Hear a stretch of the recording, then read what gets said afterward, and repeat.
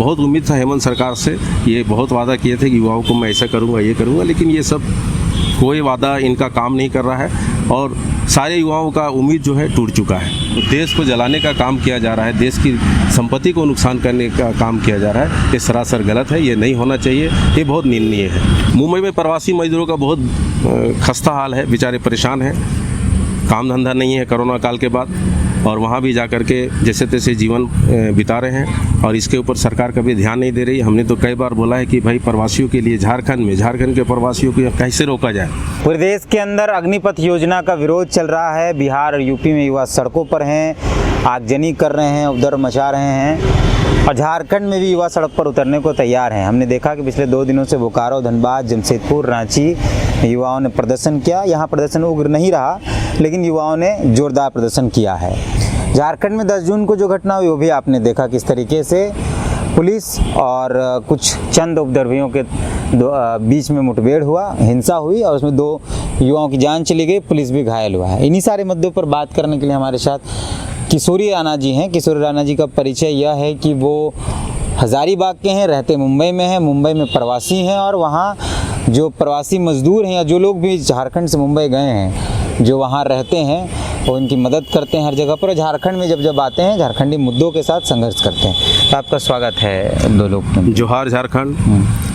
झारखंड में 10 जून को जो हुआ वो आप शायद यहाँ थे कि नहीं थे, लेकिन आपने अखबारों के माध्यम से, मीडिया के माध्यम से, सोशल मीडिया के माध्यम से देखा, उस पर क्या कहेंगे? देखिए 10 जून का जो मामला घटी है वो बहुत शर्मसार है और ऐसा नहीं होना चाहिए। यह देश सबका है, सब लोग को जीने का अधिकार है, लेकिन इसका मतलब ये नहीं है कि आप सड़क पे उतर करके पत्थरबाजी करने लगेंगे। अगर किसी तरह का कोई भी भाषा यूज किया गया हो या किसी तरह का विवादित भाषा यूज किया हो तो उसको हम लोग बैठ करके सुलह कर सकते हैं, ना कि पत्थर मार करके सुलह कर सकते हैं। इसमें 2 बच्चे की जान चली गई, पुलिस वाले घायल हो गए, पुलिस हमें रक्षा देती है, पुलिस रोकने गया तो कौन सा गलत किया। कहने का मतलब है कि ये इस तरह के आपस में मिल करके एकत्रित होकर के जो देश को जलाने का काम किया जा रहा है, देश की संपत्ति को नुकसान करने का काम किया जा रहा है, ये सरासर गलत है, ये नहीं होना चाहिए, ये बहुत निंदनीय है। अग्निपथ योजना का विरोध पूरे देश में हो रहा है, इसमें भी युवा सड़क पर हैं, उपद्रव मचा रहे हैं, जला रहे हैं, बस ट्रेन सब जला दिए हैं। बिहार यूपी में तो तांडव किया है युवाओं ने, इस पर क्या? देखिए अग्निपथ का जहाँ तक सवाल है, इसके बारे में सबसे पहले लोगों को सोच लेना चाहिए, समझ लेना चाहिए कि ये चीज़ क्या है। बगैर समझे बुझे अगर हम रोड पे कूद जाएं इसका कोई मतलब नहीं है। जिस तरह से उसका जो प्रोग्राम बनाया जा रहा है और दिखाया जा रहा है, तो हमको नहीं लगता है कि बहुत बड़ा इसमें कोई गड़बड़ी है। लेकिन रह गया कि सरकार अगर कोई भी चीज़ लाती है जनता के लिए तो वो सोच समझ करके लाती है, और हम अगर उग्र बन करके इतना ट्रेन जला दे, 25-100 करोड़ का नुकसान कर दे देश का, तो ये सब तो हमारी संपत्ति जल रही है। तो हम इस युवा से कैसे हम ये रखेंगे कि भाई ये हमारे देश के करणवीर है, जब हमारी संपत्ति को, हमारे घर को, हमारे सामान को नहीं संभाल सकते हैं तो फिर वो कैसे कर सकते हैं। मैं सबसे आग्रह करता हूँ, युवाओं से रिक्वेस्ट करता हूँ कि आप गलत कदम पे नहीं चलें। अगर उसमें हम लोग को अगर नहीं समझ में आया कि 4 साल हमको नौकरी नहीं चाहिए, 4 साल के बाद हम क्या करेंगे, तो उसके लिए हम बैठ करके वार्ता कर सकते हैं। ये नहीं कि वो घोषणा हो गया तो शुरू हो गया, अब उसका जवाब हम पत्थर से दे, आग जला करके दे, ट्रेन जला करके दे, तो ये फिर हम देशवासी नहीं कहलाएंगे ना। हम देशवासी हैं, हमारी संपत्ति है, हमें अपनी संपत्ति को संभालने की ज़रूरत है।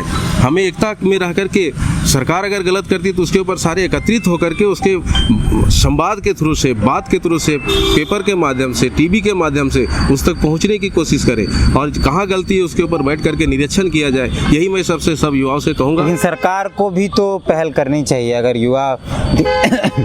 युवा नाखुश हैं इस योजना से, युवाओं को लगता है कि उनका भविष्य बर्बाद हो जाएगा, सरकार को भी तो पहल करनी चाहिए। देखिए ये जो जहाँ तक हम लोग देख रहे हैं कि ये जो 10वीं से 12वीं तक का जो मामला आया है कि इन लोग उसमें इंटरव्यू देंगे और उन लोगों को रखा जाएगा, और 4 साल के बाद जिस तरह से उन लोगों को पैकेज का बात भी चल रहा था, तो जहाँ तक मैं बोल रहा हूँ कि युवाओं को इस विषय में सरकार के साथ बैठ करके वार्तालाप करना चाहिए। आप सही बोल रहे हैं कि 4 साल के बाद क्या, तो 4 साल के बाद क्या होने वाला है। अभी तो तरह तरह की बातें आ रही है कि ये वार्ता वाला मामला तो सरकार को भी पहल करना चाहिए। हाँ बिल्कुल, सरकार को पहल करना चाहिए इसमें। सरकार तो अभी तो कुछ बोल नहीं रही है। सरकार को खुल करके आना चाहिए कि भाई हमारा ये योजना इस तरह से है, अगर आप लोग को इच्छा नहीं है, अगर ये चीज़ समझ में नहीं आता है तो इसके ऊपर बैठ करके वार्ता करके जितने भी हमारे बुद्धिजीवी हैं जो आज देश चलाने के लिए बैठे हैं, आपस में एकत्रित बैठ करके इसका एक मिशन चला करके रास्ता बनाना चाहिए, लोगों को समझाना चाहिए, युवाओं को रोकने का कार्य करना चाहिए। जब किसी एक सवाल ये है दादा कि चाहे वो राज्य सरकार हो चाहे केंद्र सरकार हो, 10 लोग 15 लोग 20 लोग बैठ जाते हैं और योजना बना देते हैं और कहा जाता है कि जनता इसको स्वीकार ले, जबकि लाखों जनता उसका विरोध करती है, फिर भी सरकार उस पर पहल नहीं करती है। चाहे वो राज्य सरकार का जेपीएससी का मामला था, अभी केंद्र सरकार का जो अग्निपथ योजना उसका मामला है, कमरे से निकल जाता है योजना और जनता को कहा जाता है तो मान लो, जनता नहीं मानती है तो फिर जनता उग्र होती है, फिर पुलिस उग्र होती है। तो ऐसा नहीं लगता है कुछ ऐसा हो जिससे सबकी सहमति और लगभग ज़्यादा लोगों की राय आए उस मामले में?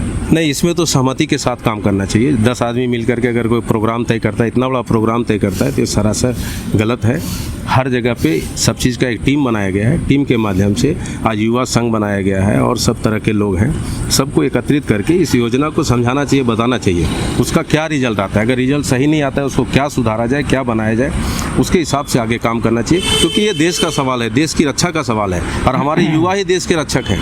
आज के तारीख में युवा है तो देश है, सीधी बात है। तो आज जितने जवान जो हैं आज हमारा देख रहे हैं कि बॉर्डर पे जान दे देते हैं, कश्मीर की लड़ाई में हमेशा हर दिन एक न एक कोई मिलिट्री मारा जाता है, तो जब नौजवान जितने भी हो तो अपना जान निछावर करने के लिए देश के लिए तैयार है, लेकिन उसके साथ उसका जो रूपरेखा है उसको साफ सुथरा क्लियर दिखा देना चाहिए कि ये होगा, इस तरह से हमको काम करना है, आपकी इच्छा है कि नहीं है, नहीं है तो इसमें हम संशोधन करने के लिए बैठेंगे, फिर हम अनाउंसमेंट करते हैं। एक ही शिकायत युवाओं की ये भी है कि सी एग्ज़ाम जो आर्मी बहाली के लिए होता है, लोगों ने फिजिकल दिया, उनका मेडिकल हुआ, सारी प्रक्रियाओं के बाद सिर्फ परीक्षा देनी थी, उसके बाद बहाली नौकरी हो जाता, परीक्षा ही को रद्द कर दिया गया, पूरा प्रक्रिया को रद्द करके ये टीओडी सिस्टम यानी अग्निपथ योजना लेके आ गए लोग। तो जनता इसका भी, युवा जो है उसका भी विरोध कर रहे हैं। तो इतना प्रक्रिया, क्योंकि आर्मी की बहाली हम लोग जानते हैं कितना कष्ट होता है, कितने संघर्षों के बाद युवा आते हैं आगे, और उसके बाद यहाँ तक पहुँचने के बाद एग्जाम रद्द कर दिया गया, युवा इससे भी आक्रोशित है। इस पर क्या कहेंगे? नहीं, देखिए, जो भी प्रतिक्रिया पहले हो चुकी थी सबसे पहले उसको लागू कर देना चाहिए। बाद में अग्निपथ आया था,